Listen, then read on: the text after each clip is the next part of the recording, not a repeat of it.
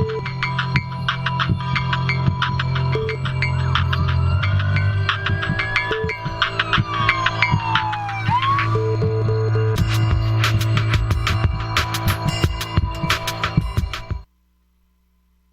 tal, amigos de Salud TV? Bienvenidos a su programa. Estamos terminando la semana, estamos en el viernes 13 de octubre.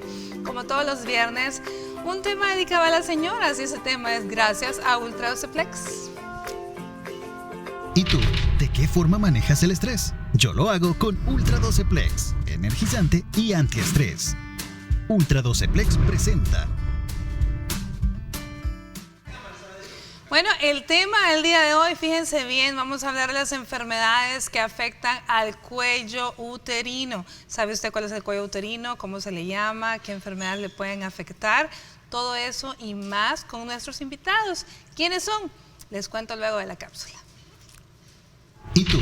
¿De qué forma manejas el estrés? Yo lo hago con Ultra Doceplex, energizante y antiestrés. Ultra Doceplex presentó.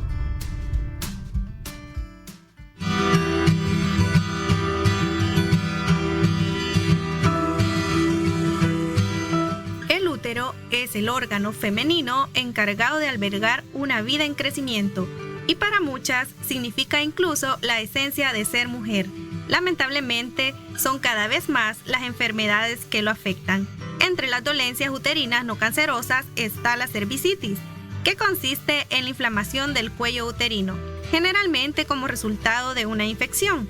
También la insuficiencia cérvico-uterina, que puede ocurrir durante el embarazo y provoca el ensanchamiento del mismo mucho antes que el bebé nazca. Los quistes cervicales, por su parte, provocan un crecimiento anormal en esta región. Sin embargo, la enfermedad mayormente asociada a los padecimientos del cuello uterino es el cáncer. En El Salvador es el más frecuente en el sexo femenino y se mantiene como la primera causa de mortalidad por cáncer, mientras que a nivel mundial ocupa el segundo lugar. Una de las pruebas médicas a la hora de diagnosticar este tipo de enfermedad es la colposcopía, un procedimiento que le permite ver al profesional en salud las áreas del cuello del útero en detalle. Si quiere conocer más acerca de las enfermedades del cuello uterino, quédese en sintonía de su programa Salud TV.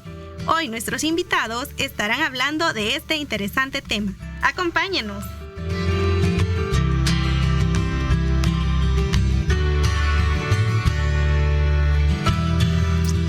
¿Qué les puedo decir? A mí me encantan estos temas y bueno, obviamente, ¿verdad? Y qué mejor, qué más cómoda que estar acompañada en el set con una colega, amigo, con quien vamos a estar hablando, el doctor Edward Herrera, ginecólogo. ¿Cómo estamos, Edward? Bienvenido. Muy bien, mucho gusto.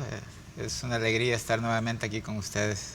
Ya, de verdad que sí, ya teníamos ratos de no vernos así presencial, aquí en el set, ¿verdad? Solo habíamos por otros eventos, pero no nos habíamos visto. Así es, pero ya estamos aquí de nuevo. Excelente.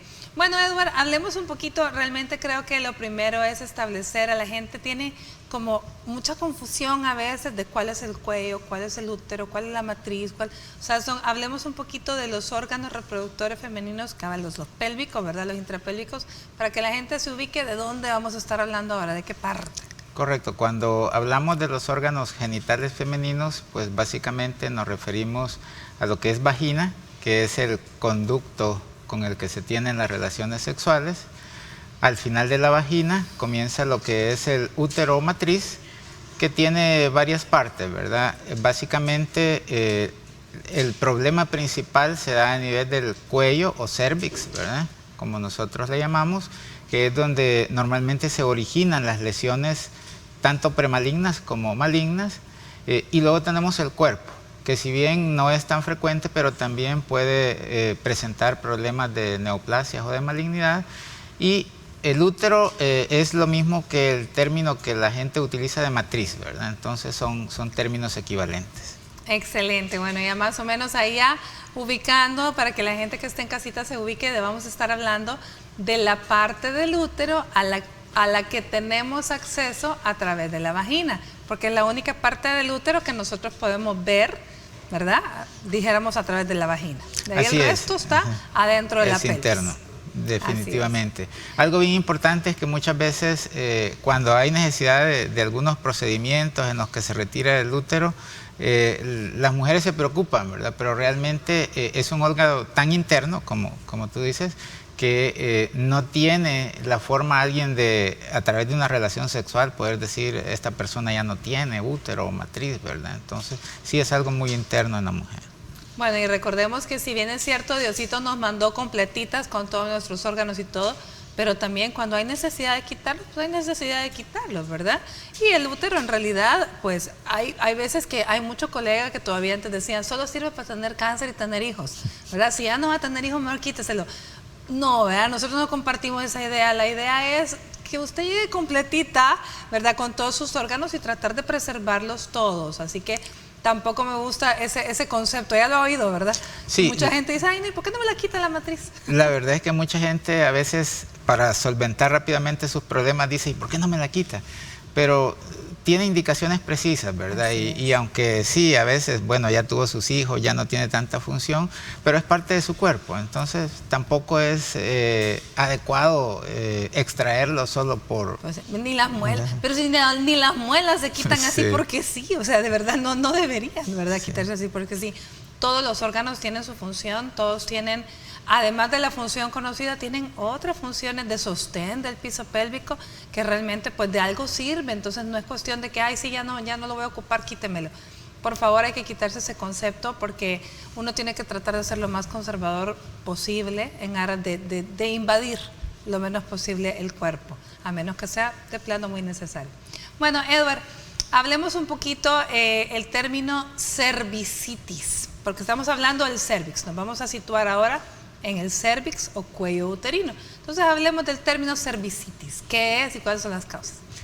Cuando nos encontramos con el término cervicitis nos referimos a una infección o inflamación de esta parte de la entrada o cuello del útero que puede ser aguda, un proceso repentino o reciente, o puede ser también crónica.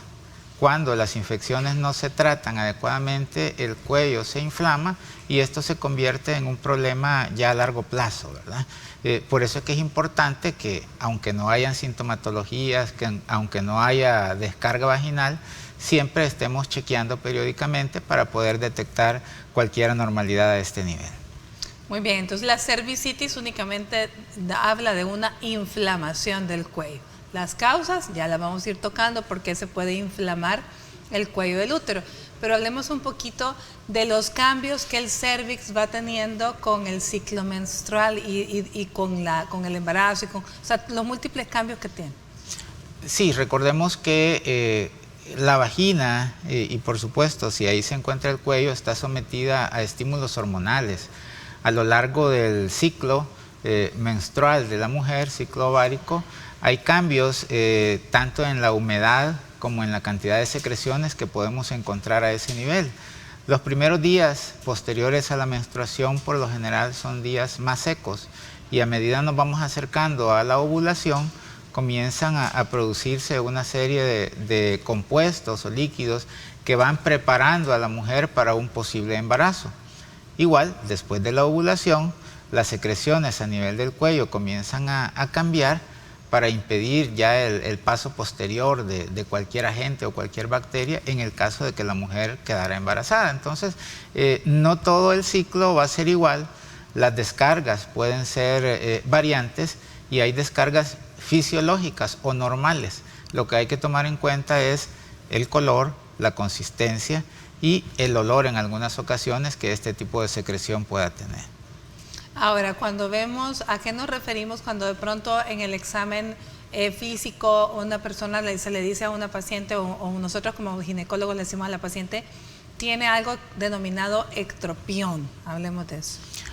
A nivel del cuello del útero tenemos una zona que se llama zona de transformación, que es donde convergen dos tipos de tejido que se encuentra a ese nivel. En una mujer que no ha tenido hijos, normalmente esa unión es poco visible y muchas veces es pequeña. Después de que la mujer ya ha tenido hijos, esta unión comienza a salirse o en algunas circunstancias, ¿verdad? Puede cambiar la consistencia y este tejido que normalmente debería estar adentro del canal cervical, del canal del cuello, puede salir y como es un tejido más sensible, eso puede provocar algunos manchados o hacerla más susceptible a sangrados durante las relaciones o a otro tipo de problemas a ese nivel. Por eso que es también importante darle seguimiento a ese tipo de situaciones. Ahora sí, eso es importantísimo, Edward. Yo creo que la gente tiene que aprender a conocer su cuerpo. Las mujeres tienen que aprender a conocer cuáles son sus secreciones normales, ¿verdad? Estas descargas vaginales de las que estaba hablando el doctor en relación al ciclo menstrual y entender que no siempre vamos a estar en un periodo de completamente ropa interior seca, ¿no? Porque eso a veces genera mucha confusión en las pacientes y creen que cualquier tipo de secreción que tengan, algunas se vuelven hasta muy obsesivas y que es infección, es infección, es infección, ¿no? A veces en el cuello hay unos remanentes embriológicos que se llaman quistes de Gardner. No es que sean realmente tumoraciones, ¿verdad? Pero son unas pequeñas chibolitas, por llamarle así, que producen mucho moco. Y a veces son jóvenes o señoras que se quejan de mucha secreción. Pero es una secreción fisiológica producida por este tipo de células que en algunas ocasiones incluso requiere algún tratamiento para reducir esa zona y que la secreción disminuya. Que la secreción disminuya, así es. Pero no todo descarga vaginal significa infección vaginal, ¿sí? Así es. O sea, hay descargas que son totalmente fisiológicas, ¿verdad? Y que dependen de los estímulos hormonales y de los estímulos también externos que la mujer pueda recibir. Entonces, como tú dices, es importante que cada mujer aprenda a reconocer a lo largo del mes, a lo largo de su ciclo, el tipo de secreciones y los cambios que puede estar presentando para que ya conociendo la normalidad, ella pueda detectar cualquier cambio que pudiera requerir algún tipo de tratamiento. Excelente. Bueno, ahora, el que más nos preocupa cuando hablamos de enfermedades del cuello uterino, estas son como que lo más benigno, ¿no? Lo que estábamos hablando, la cervicitis, las inflamaciones, el ectropión, las descargas vaginales por los quistecitos, etcétera, etcétera. Hablemos un poquito de los pólipos que se pueden dar en el canal endocervical, porque hay que entender también, explicar que el cuello es como un canalito, ¿no? Correcto. El cuello es el canal a través de donde salen todos los productos de dentro del útero y por supuesto ahí pueden aparecer carnosidades. Esas carnosidades son los pólipos que en algún momento hay que extraerlos y estudiarlos. Excelente. ¿Y esos pueden dar problemas o a veces no dar, verdad? Los pólipos usualmente son benignos y no dan mayor síntoma, pero en algunas ocasiones pueden crecer bastante y dar problemas de sangrado y pueden malignizarse, por eso es que deben de ser estudiados. Exacto, y generalmente lo que dan es, cuando dan problemas lo que dan es sangrado. Muy frecuentemente el sangrado es después de la relación sexual, ¿sí?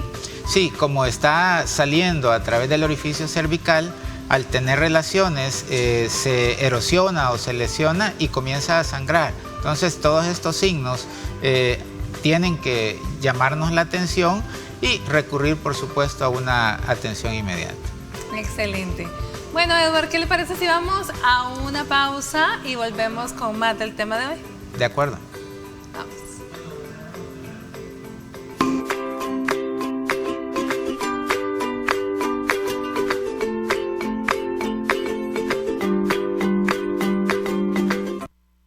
Estás viendo Salud TV.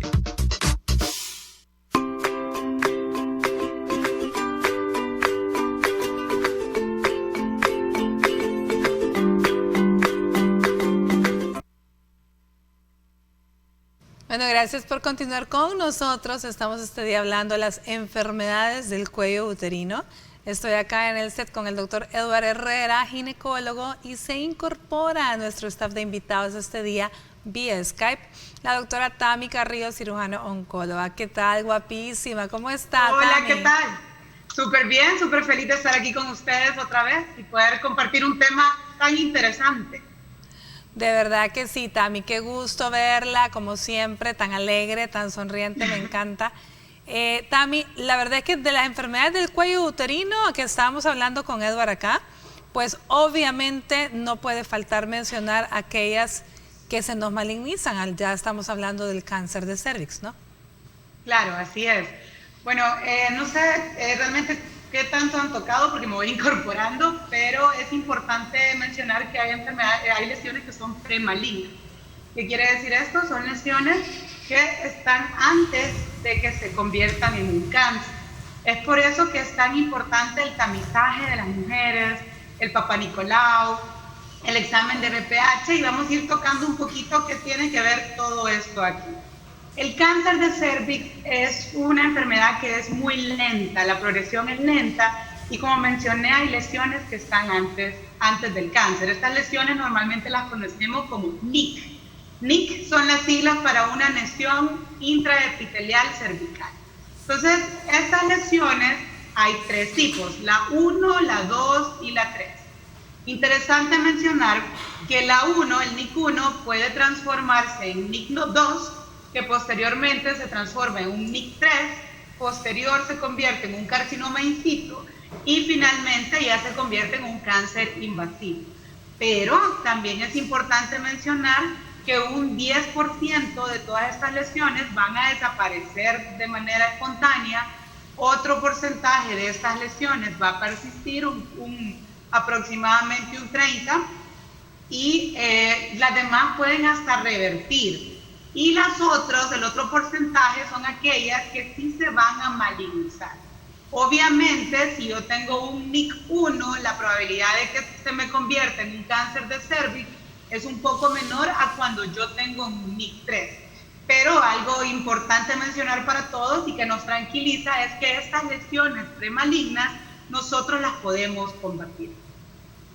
Excelente, Tami. Bueno, de verdad que me encanta escuchar lo que hablar del tema a una cirujana oncóloga, pero sí, bien orientadísima, me encanta. También otro de los términos que ocupamos, además de NIC, como bien lo acaba de decir Tami, son displasias, ¿no? Y es importante que mencionemos todos los nombres que se ocupan, porque la gente puede de alguna forma decir, eso es lo que me dijeron a mí, me dijeron NIC, me dijeron displasia, me dijeron ley, ¿cierto? Hay otras nomenclaturas, ¿no? Sí, es importante porque hay que tomar en cuenta, muchas veces puede salir una inflamación leve, moderada o severa, y algunos médicos también asustan a las pacientes y le dicen, tiene una inflamación severa. O sea, nada que ver, ¿verdad? Nada que ver con lo que son las lesiones premalignas. Y el otro término es metaplasia. Metaplasia es un término que solo indica una regeneración del tejido y que tampoco tiene que ver con un problema maligno. Entonces hay que tener mucha precaución cuando damos o recibimos las noticias, porque de repente asustamos de una forma exagerada a las pacientes, ¿verdad? Como Tami menciona, es importante los tamizajes y la prevención, ¿verdad? Y en ese sentido, los esfuerzos que afortunadamente ya el país ya comenzó a administrar la vacuna contra el papiloma humano, y por supuesto los controles de citología, y hoy por hoy citología más prueba del BPH, ¿verdad? Porque es importante determinar primero si está presente y segundo si es un serotipo de bajo o de alto riesgo, porque eso nos cambia el seguimiento que hay que darle a cada mujer. Ahora bien, ya que entramos en esa parte, Edward, hablemos un poquito por qué es tan importante tamizar el BPH, cuál es la relación existente para que la gente entienda el por qué nos interesa tanto ambas cosas. Hablamos de que aproximadamente más del 90% de los cánceres a nivel del cuello uterino están ligados a la presencia del virus del papiloma humano. Y de estos, por supuesto, más de un 80% a los serotipos 16 y 18. Existen más de 100 serotipos, pero el 16 y el 18 y algunos otros más son los más relacionados al origen del cáncer, y por eso es importante poder determinar si existe y si es un serotipo de alto riesgo. Las guías más recientes recomiendan a partir de los 30 años no solo la toma de la citología, sino que también la toma del serotipo del BPH. Antes de los 30 años no está tan justificado el serotipo, porque el organismo por sí solo puede limpiarlo o combatirlo. Ya arriba de esa edad ya comienzan las enfermedades persistentes, en donde sería muy importante por lo menos cada 3-5 años estar tomando el serotipo del BPH. Entonces, si nos retrocedemos, perdón, también sí. Perdón, no, algo muy importante que tenemos que mencionar, porque a veces las personas dicen VPH, virus del papiloma humano, y eso cómo se transmite, etcétera. Creo que es importante recalcar que es una enfermedad de transmisión sexual, que un gran porcentaje de la población puede tenerlo, así como decía el doctor, hay ciertos serotipos que son de bajo riesgo y los de alto riesgo. Los de bajo riesgo nos pueden causar las verrugas, también es otra parte muy importante de mencionar. Y lo otro es que hay que quitarnos la idea de que el VPH solo afecta a las mujeres, porque claro, el VPH no solo está relacionado a cáncer de cervix, sino que va a estar relacionado a todas aquellas partes del cuerpo que usemos en las relaciones sexuales. A eso podemos incluir pene, ano, boca, puede haber cáncer de lengua y puede estar relacionado al virus del papiloma humano. Entonces, tenemos que quitarnos ese tabú de que solo la mujer puede tener. Claro, el porcentaje es muchísimo más alto. Sabemos que en el país es la segunda causa más común de cáncer y sabemos que la mayoría van a estar relacionados a VPH. Y eso es lo triste. Y que en países desarrollados estos porcentajes son menores. Sí. O sea, en países desarrollados estos porcentajes prácticamente han desaparecido gracias a ¿qué? Al tamizaje, gracias a la aplicación de la vacuna, gracias a que, como les mencionamos, esta enfermedad es totalmente curable y prevenible. Podemos quitar una lesión muchísimo antes que se vaya a transformar en un cáncer invasivo. Excelente, Tami. Eso quería también mencionar, que es penoso, o sea, desgraciadamente que nosotros, países en desarrollo, todavía tengamos el cáncer de cervix dentro de la primera, segunda causa de muerte por cáncer en mujeres. O sea, cuando ya esto es tan, de verdad que podría evitarse con la prevención, ya como bien dice Edward, el primer paso ya se está dando con la vacunación. De verdad es tan importante y no se imagina la forma en que esto nos alegra a nosotros los ginecólogos, que por fin se esté vacunando ya a niñas. Pero eso, que afecta también a hombres, la vacunación no va dirigida solo a niñas, también a niños, ¿no? Así es, o sea, como programa de salud al momento se va a vacunar a las niñas de 9 años, de 9 a 10 años. Más sin embargo, sabemos que tanto los varones como las chicas y chicos arriba de esa edad son beneficiados si nosotros administramos la vacuna. Sí es un primer paso, pero aspiramos a que en algún momento la vacunación sea universal, porque realmente tenemos que estar protegidos todos, ¿verdad?, para evitar este tipo de situaciones. Éramos uno de los pocos países que quedábamos sin la vacuna y realmente sí, para nosotros es una gran alegría y también hay que estimular a la familia, ¿verdad?, que lleven a sus niñas y que aprovechen, porque si bien disponemos de la vacuna en lo privado, pero sí es un gasto ya oneroso que podemos evitarlo si acudimos. No, y si el país ya lo tiene dentro de sus unidades de salud, dentro de su plan, su programa nacional de salud, puchica, ¿por qué vamos a gastar realmente, verdad? Si hay otras cosas, realmente hay que aprovecharlo, como bien dicen. Ahora, no sé el programa nacional hasta qué edad, hasta los 10 años nada más. De 9 a antes de cumplir los 10 años. Esas son las chicas con las que se va a iniciar como una prueba por decir, como una primera etapa de la vacunación. Muy bien. Bueno, vamos a ir a una pausa, pero antes quiero que vean la siguiente nota. La doctora Lilian Orellana, ginecóloga experta en infertilidad, nos habla de la relación entre infertilidad y algunas enfermedades del cuello uterino. Ya volvemos.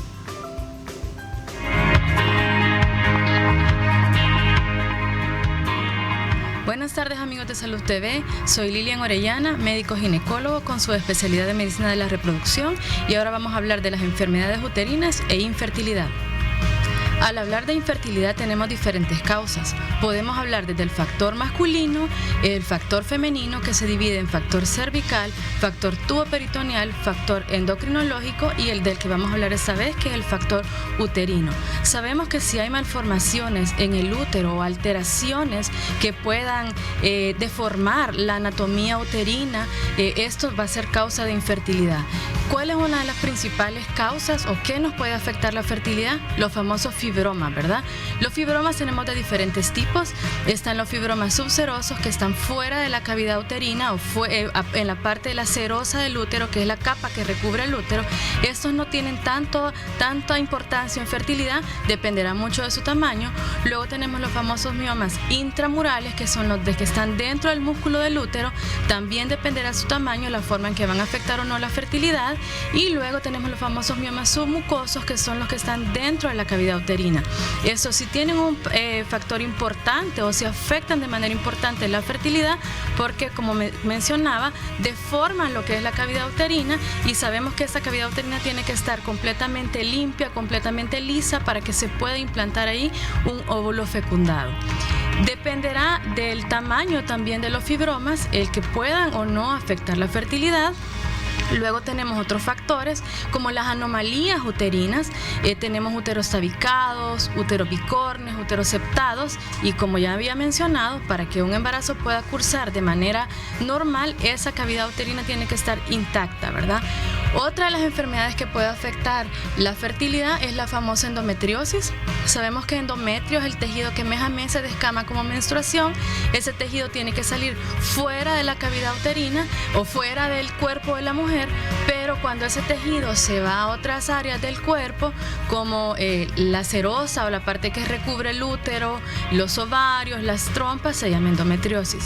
Esta es una pequeña pincelada de cómo hay algunos factores que pueden afectar la fertilidad, entre estos los factores uterinos. Para Salud TV, Lilian Orellana, médico ginecóloga con su especialidad en medicina de la reproducción. Buenas tardes.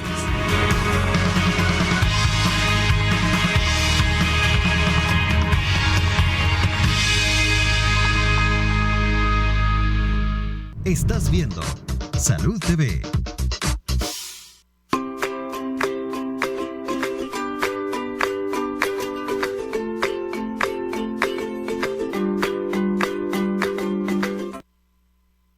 Buen provecho a usted que está almorzando. Gracias por permitirnos llegar ahí hasta su hogar en este viernes 13, hablando de las enfermedades del cuello uterino. La doctora Tami Carrillo, que está ahí a través de la plataforma de Zoom, y el doctor Eduardo Herrera, que está aquí con nosotros en el set. Bueno, la doctora Lilian Orellana, en esa nota que acabamos de ver, mencionó los fibromas, y eso es otra de las enfermedades que le pueden ocurrir al cuello uterino, ¿cierto? Porque fibromas pueden haber en todo el útero, ¿no? Pero también pueden estar en el cuello. Pueden aparecer en el cuello, y en algunas ocasiones se abortan, ¿verdad? Le llamamos se abortan cuando se encuentran adentro de la cavidad uterina y son expulsados a través del cuello.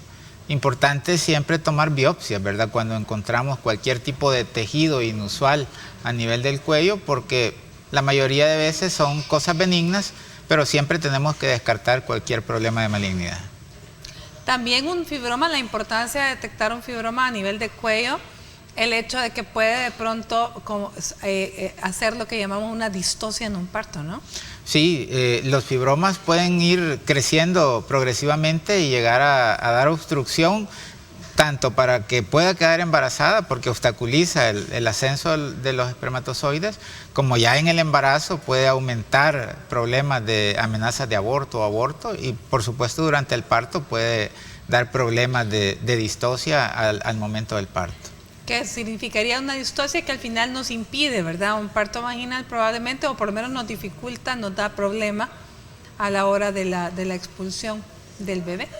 Así que esa es otra de las enfermedades que estamos. Volviendo al cáncer de cuello uterino, que realmente de todas las patologías que le pueden afectar el cuello, pues lógicamente es la que más miedo nos da, a la que queremos detectar tempranamente. Volvamos a hablar un poquito, Edward, acerca de la frecuencia con la que debe realizarse en nuestro país la citología y la prueba de BPH, y si está disponible en nuestro país. Sí, hablamos de que por lo menos la mujer debería de comenzar a tomarse su citología a partir de los 20 años. Periódicamente, inicialmente una vez al año, y va a depender de cómo van saliendo estos resultados, si podemos espaciar cada 2, cada 3 años, cuando ya tenemos varias pruebas negativas. A partir de los 30 años debería de tomarse la prueba de detección del virus del papiloma humano. Algunas instituciones de salud ya la están haciendo de manera rutinaria, y también, ¿verdad?, podemos hacerlo en forma privada. Sí, la prueba es un poquito cara, pero vale la pena tomarla porque nos va a permitir definir pautas de manejo. Si nos podemos quedar solamente con citología, o si hay que hacer procedimientos más específicos como la colposcopía y la toma de biopsias, ¿verdad?, que en algún momento podemos necesitar. ¿Cómo se toma la prueba del virus del papiloma humano, Edward? Porque esa es una duda que la gente tiene. Bueno, pero la citología ya sé cómo me la toman en esa posición tan incómoda y todo, y con el espéculo, y doloroso o no, o incómodo, qué sé yo. Pero, ¿y la prueba del VPH? Porque la gente a veces piensa que a lo mejor es en sangre. No, la prueba del VPH la tomamos de la misma manera que la citología. Usualmente tenemos un cepillo especial que es el que se pasa a nivel del cuello, se dan un par de vueltecitas y se deposita en un líquido especial que es el que se manda al laboratorio y donde procesan, ¿verdad? Hay varios tipos de pruebas. Hay una que solo nos dice si el virus está presente y si es de bajo o de alto riesgo. Y hay otras pruebas más específicas, pero que sí son un poco más caras, donde nos dice si es de bajo y de alto y nos dice qué número de serotipo. Es decir, nos puede decir, tiene serotipo de alto riesgo y el que tiene es el 18. Entonces, en ese caso ya nosotros comenzamos a tomar medidas para darle un seguimiento más cercano a esa paciente. Hablemos del pronóstico del cáncer uterino en el caso de que desgraciadamente no se diagnosticó a tiempo y se dejó llegar hasta un cáncer también. Claro, el pronóstico es muy bueno, sobre todo si estamos en etapas tempranas. ¿Qué quiero decir con etapas tempranas? Que el cáncer esté localizado netamente en el cuello uterino. Cuando nosotros evaluamos el cáncer de cuello uterino, usualmente se hace un tacto recto vaginal. No solo hacemos un tacto vaginal. ¿Por qué? Porque nosotros queremos ver cómo están los tejidos que están al lado de nuestro útero, los que nosotros llamamos paramétros. Entonces, nosotros vamos a ver si el cáncer ya se extendió a estos tejidos o no. ¿Por qué? Porque de eso depende el tipo de tratamiento que vamos a ofrecer a la paciente.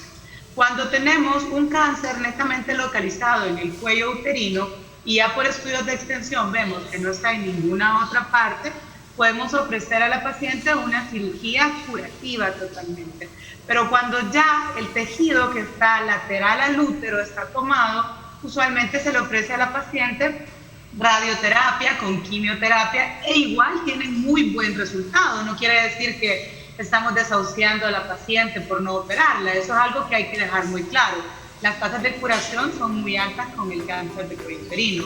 El problema es cuando este cáncer lo dejamos avanzar. Y por eso es que hay que quitarnos los tabús, hay que quitarnos los miedos, porque al dejar avanzar el cáncer nos puede dar muchísimos problemas. Entre los primeros que podemos ver es que se afectan los riñones. ¿Por qué? Porque el cáncer ha crecido tanto que los canales que vienen del riñón a la vejiga, que se llaman uréteres, prácticamente los colapsan.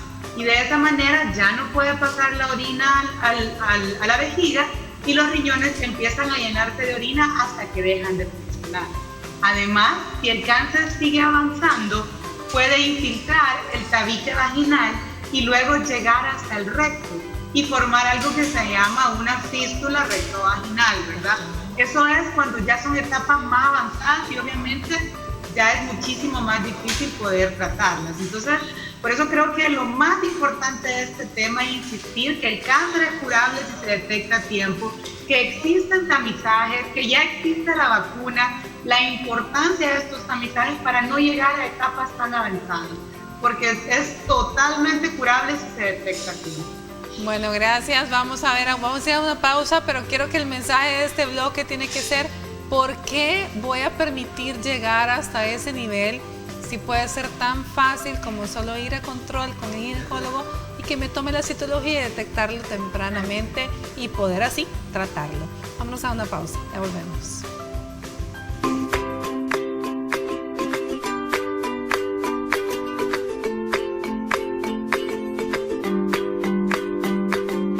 Estás viendo Salud TV.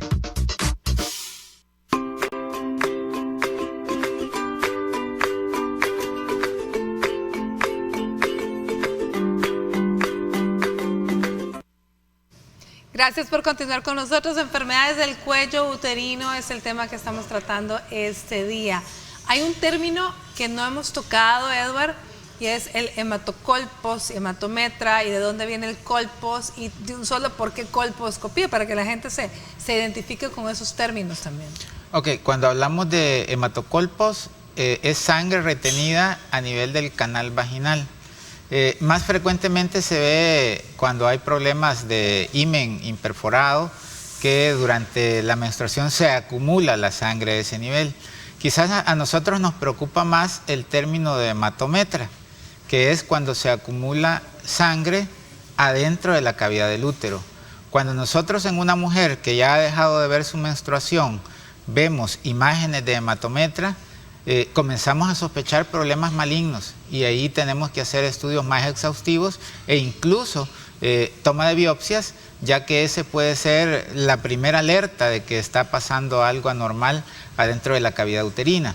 Si bien hablábamos de que los principales problemas son a nivel del cuello y que ahí vamos a utilizar la citología y otros métodos diagnósticos, también existe la posibilidad de un cáncer adentro de la cavidad uterina y ahí es importante los factores de riesgo que la mujer puede tener.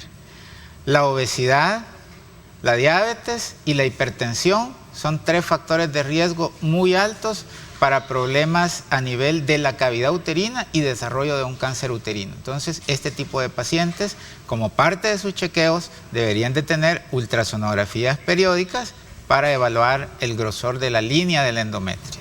Muy bien, entonces eso es adentro del útero, ya nos fuimos al cuerpo. Ahora bien, ya que mencionó factores de riesgo, creo que también es importante recordarle a la gente los factores de riesgo para un cáncer de cuello uterino. Tal vez Tami nos ayudas con eso. Claro que sí, entre los factores de riesgo está múltiples parejas sexuales, obviamente porque aumenta el riesgo de contagio por VPH. Mujeres multíparas también tienen alto riesgo de cáncer de cuello uterino. Además, el tabaco sí está relacionado a cáncer de cuello uterino. Ese es otro mito que hay que quitar, que el fumar solo nos va a dar cáncer de pulmón. No, nos puede dar cáncer de boca, de garganta, de riñón y también cáncer de cuello uterino. Entonces, estos son como los principales y obviamente el tener el virus del papiloma humano presente en nuestro contexto. Muy bien, entonces esos son los factores de riesgo. Y otro factor de riesgo importantísimo, no chequearse, ¿verdad? Así es. Hablábamos con Elisa de que es lamentable, pero hay gente que llega y nos dice, tengo 5 o 10 años de no hacerme una citología. Y realmente son cosas básicas, ¿verdad? Es como en el caso de los hombres que tenemos que chequearnos la próstata. Entonces son cosas rutinarias que deberían de ser parte de nuestra vida. Y es que les digo, yo siempre les hago la broma en la clínica, les digo, si una vez al año no hace daño. Así es. Solamente es un examen que, si bien es cierto, no es lo más cómodo por la posición, porque a uno le da pena, por lo que quiera, pero es rapidísimo, más es lo que se lo piensa que en lo que nosotros lo realizamos. Y el beneficio. Y lo más importante, que nos puede salvar la vida. Exacto. Esa es como la parte más importante de eso. El beneficio que podemos obtener de un examen tan simple realmente. Y hablando de exámenes y de tipos de exámenes, hablemos de los 2 tipos de citología, citología líquida, citología tradicional, y de la prueba del VPH, si el líquido en el que ponemos es el mismo de la citología líquida, para que la gente entienda. Ok, básicamente nosotros actualmente tenemos 2 tipos de citología, la citología normal y la citología de base líquida. En cuanto a métodos de tamizaje o detección de anomalías del cuello uterino, los 2 métodos son muy buenos. ¿Cuál sería la ventaja de una citología de base líquida?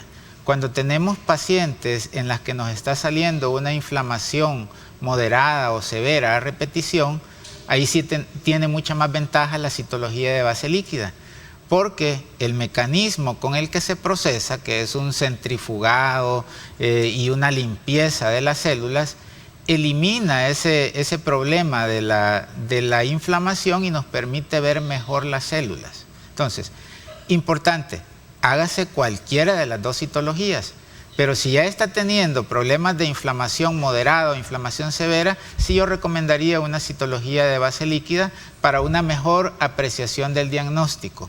Usualmente ese frasquito, ese líquido en el que ponemos la citología de base líquida nos puede servir también para hacer la prueba del serotipo del VPH. En esa misma prueba se puede tomar la muestra, procesar y saber si tenemos o no la presencia del virus.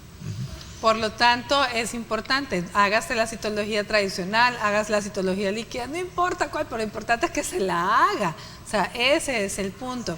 Ahora bien, hablemos un poquito también, Edward, de la vacunación. Volvamos al punto de vacunación. ¿Cuántas dosis son? Ya dijimos que el Sistema Nacional está vacunando niñas entre 9 y 10 años a 2 dosis. Correcto. Imagino, ¿verdad? Pero hablemos del qué pasa con las demás niñas y obviamente la demás población femenina. Sí, recordemos que actualmente la vacuna hace una diferencia. Si tiene menos de 15 años, sea hembra o sea varón, son 2 dosis, una ya y una nueva dosis en 6 meses. Si tiene más de 15 años, entonces ya requiere 3 dosis, usualmente 0, 2 y 6 meses. Entonces, ¿cuál es la ventaja de vacunar antes de los 15 años? Que incluso nos sale más barato, porque solo son 2 dosis. Idealmente, la vacuna debería de ponerse antes de que esa niña tenga relaciones sexuales, es decir, antes de que entre en contacto con el virus. Según las encuestas en nuestro país, la edad de inicio de relaciones sexuales es a los 13 años. Y por eso es que el ministerio escogió la edad de los entre 9 y 10 años para aplicar la vacuna, para tener una certeza de que aún no ha iniciado su vida sexual. Así es. Ahora, que se puede poner la vacuna si yo ya tuve relaciones sexuales, si ya estoy grande, sí se puede, ¿no? Se puede, correcto. Siempre le va a proteger. Obviamente no es la misma protección que tendría si no hubiera tenido relaciones, ¿verdad? O si solo hubiera tenido una pareja sexual y no 5 o 6, pero siempre hay de alguna manera protección. Mientras no ha habido VPH en sus análisis. Actualmente se ha extendido hasta los 46 años la vacunación e incluso ya hay estudios que la utilizan en pacientes que ya tuvieron lesiones y que han sido tratadas. Por supuesto, el beneficio no es tan grande como cuando vacunamos a una niña, claro, pero siempre hay un beneficio y siempre vamos a reducir la posibilidad de llegar a un cáncer. Excelente. Al regresar quiero preguntarle a Edward acerca de las lesiones o displasias o NIC, como les dijo Tami, en la paciente perimenopáusica que se acompaña de atrofia. Quisiera que habláramos un poquito de esto, ya volvemos.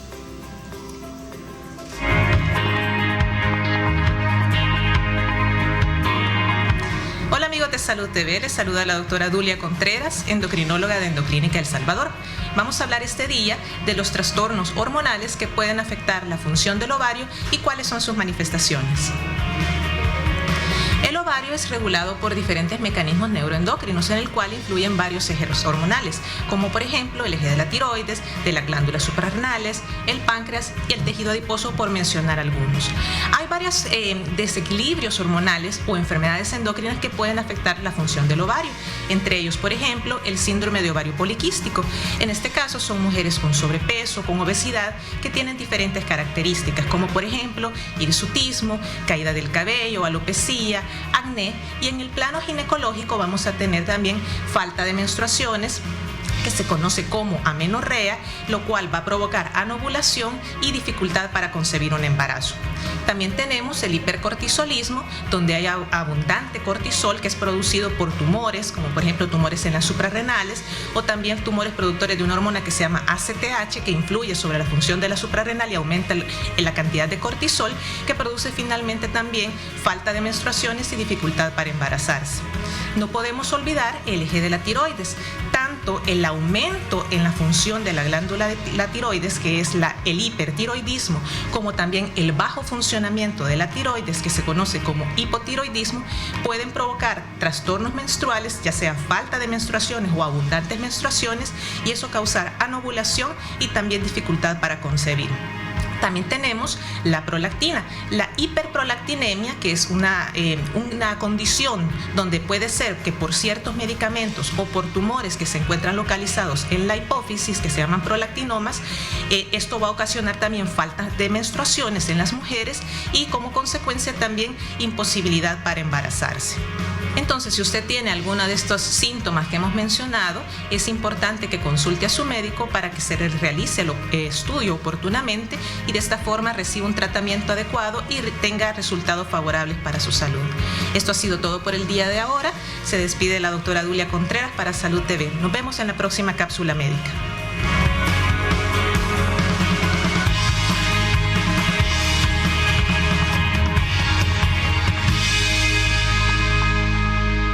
Estás viendo Salud TV.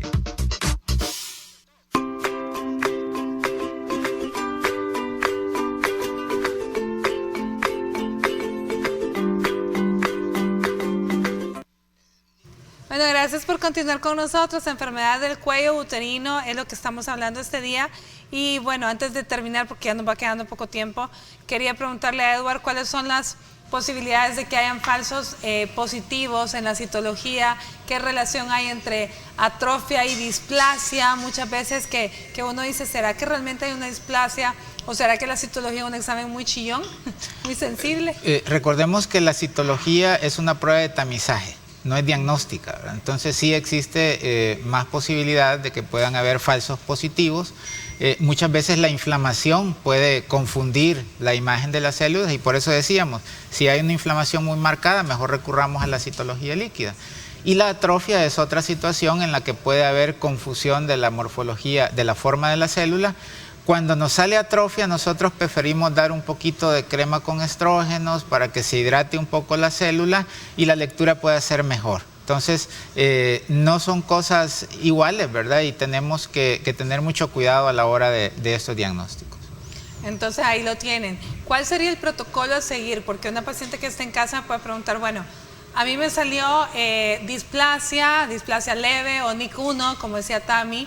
Y Tami, dijiste algo bien importante, un buen porcentaje, si no me equivoco, 78% desaparece espontáneamente. Entonces, ¿cuál es el protocolo a seguir? Edward, claro, como quieras. No, dale. Sí, está bien, dale. No, perfecto. Bueno, va a depender del NIC que nos haya salido. Muchas veces se va la paciente a colposcopía. En colposcopía se puede quitar la lesión completamente. Eso es algo importante de mencionar, porque, insisto, el quitar la lesión completamente ya nos disminuye el riesgo de que esto vaya a progresar. Luego la paciente debe seguir con sus controles y en base a eso se va a ir valorando si regresa a colposcopía, si se hace otro tipo de biopsia. Hay distintos tipos de biopsia que se pueden hacer, pero inicialmente la paciente va a una colposcopía. Muy Siempre bien, la pero colposcopía es el diagnóstico, ¿verdad? Es la que nos confirma si existe o no un problema premaligno. Ante un primer episodio de displasia, ¿siempre nos vamos directo a colposcopía o damos tratamiento y reprogramamos? ¿O cómo La recomendación actual es mejor hacer de un solo la colposcopía. Sí, y como decía Tami, hay otras opciones hoy de tratamiento. No siempre vamos a recurrir a quitar la matriz, ¿verdad? Porque tenemos el cono, que es una opción que es ambulatoria, de hecho la hacemos en la consulta externa con un poquito de anestesia local y que incluso en problemas de cáncer in situ o cáncer inicial es válido también como una forma de tratamiento. Excelente. Claro, incluso en cáncer en etapas tempranas se puede hacer una traquelectomía, que es quitar prácticamente el cérvix y poder conservar el resto para poder quedar embarazada más adelante. Entonces, opciones hay muchas, insisto, el cáncer es curable, así que se quiten el miedo a consultar y que no lo dejemos para después. Muchísimas gracias, Tami, por habernos acompañado. Ha sido un placer tenerte ahí al otro lado de la pantalla. Gracias, de verdad. Esperamos tenerte pronto también por aquí. Gracias, un abrazo a todos. Bueno, Edward, mensaje final. Vacunemos, aprovechemos que el país ya tiene la vacuna y llevemos a nuestras niñas a vacunarlas. Y hagamos el esfuerzo por vacunar a los que ya no cubre la campaña. Exacto. De 9 a 10 años todavía se los cubre el Sistema Nacional de Salud. Son 2 dosis, les sale hasta más barato. Y si ya pasó de esa edad, pues entonces haga el esfuerzo, hay que vacunarla. El único regalo que uno puede darle a su hija o hijo en este momento para prevenir el cáncer es la vacunación, ¿no? Bueno, Edward, muchísimas gracias por habernos acompañado. Nosotros nos despedimos, los dejamos en buena compañía con Osvaldo Ruiz y esa edición de TN21 del mediodía. Disfrute su fin de semana. Por favor, lo mejor de Salud TV de 9 a 11, sábados y domingos. Nos vemos el lunes. Bendiciones.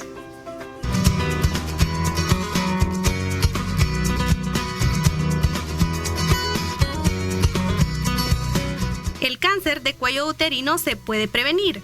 Hoy te brindamos las siguientes recomendaciones para minimizar el riesgo de desarrollarlo.